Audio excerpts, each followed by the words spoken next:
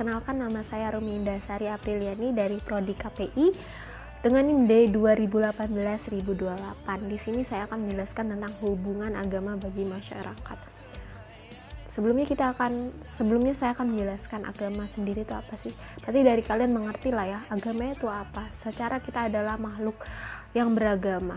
Jadi di sini saya akan jelaskan, agama itu merupakan sistem kepercayaan dan peribadatan yang digunakan oleh berbagai bangsa dalam perjuangan mereka mengatasi persoalan-persoalan tertinggi dalam kehidupan manusia.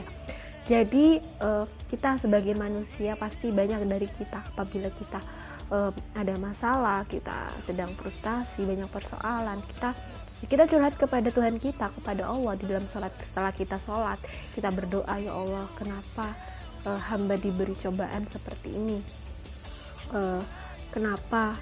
Kadang kita kan curhat seperti itu toh, karena Allah ya maha mendengar, Allah maha mengetahui, berbeda dengan manusia. Terkadang manusia itu hanya ingin mengetahui saja permasalahan dari manusia yang lain. Kadang, oh gitu masalahmu, ya sudah, mereka hanya istilahnya kepo lah bahasa sekarang, pengen tahu aja, tapi mereka tidak bisa memberikan solusi terkadang. Dan terkadang apa masalah kita terkadang disebarkan kepada orang lain, jadi ya menjadikan gosip ya.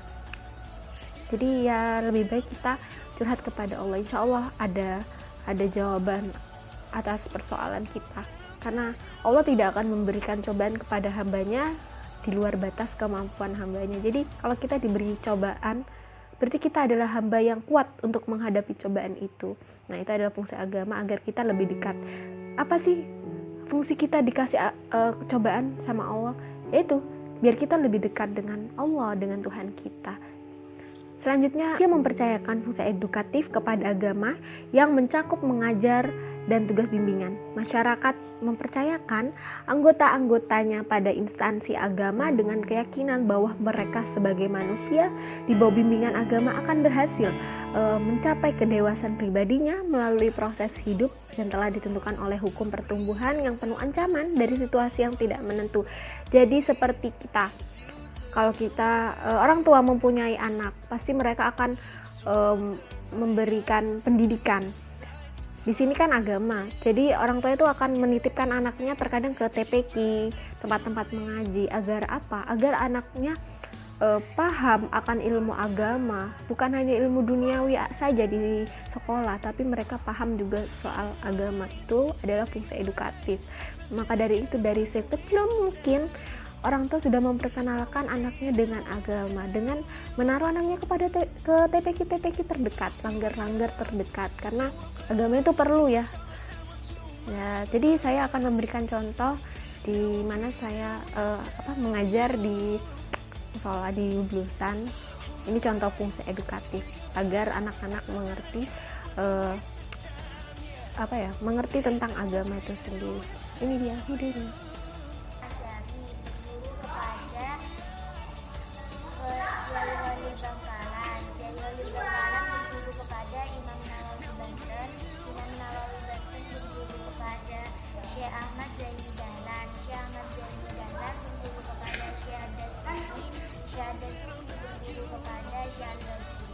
Terus yang selanjutnya yaitu fungsi penyelamatan. Nah, agama ini mengajarkan dan memberikan jaminan dengan cara-cara yang khas untuk mencapai kebahagiaan. Pencapaiannya mengatasi kemampuan manusia secara mutlak. Jadi Allah itu memberi jaminan siapa saja yang sabar, manusia yang sabar di saat dia dikasih cobaan, mereka bisa melewatinya dengan sabar, ikhtiar dan berdoa maupun berusaha, Allah akan memberikan surga kepada hambanya yang sabar ya.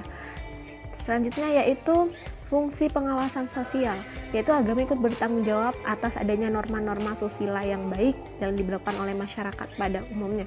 Jadi seperti kita, di Al-Quran kita dilarang, ataupun di lingkungan kita ya kita dilarang untuk minum-minuman, khamr, itu dilarang karena itu tidak bagus buat efeknya ya, efeknya nggak bagus buat kita, seperti kita akan terkendali, bisa kita masuk ke pengaruh yang buruk ya itu ya, kita bisa melakukan yang di luar batas lah, seperti asusila, kita melakukan kriminal karena kita sudah dikendalikan oleh alkohol. Makanya kita di agama itu ada namanya fungsi pengawasan sosial. Yang selanjutnya yaitu memupuk persaudaraan. Fungsi memupuk persaudaraan yaitu fungsi memupuk persaudaraan yaitu jika kita menyoroti persaudaraan dalam satu jenis golongan beragama saja, misalnya umat Kristen sendiri, umat Islam tersendiri, maka jadi terang bahwa agama masing-masing sungguh berhasil dalam menjalankan tugas memupuk persaudaraan, karena baik agama Islam maupun Kristen masing-masing berhasil mempersatukan sekian banyak bangsa yang berbeda ras dan kebudayaan dalam satu keluarga besar. Nah, di sini adalah fungsi memupuk persaudaraan. Jadi, dari perbedaan agama yang ada di Indonesia bukan menjadikan permusuhan untuk kita, tetapi menjadikan kita sebagai rasa saudara. Kita, oh dia berbeda, kita ya saling baik, kita saling mengantarkan makanan agar di saat kita susah orang itu membantu, karena ya tidak melihat agamamu apa sih kalau kita dalam kesusahan. Jadi kita harus saling membantu, kita harus memupuk rasa persaudaraan agar di saat kita susah kita tidak bingung, karena orang-orang pasti akan membantu kita ya.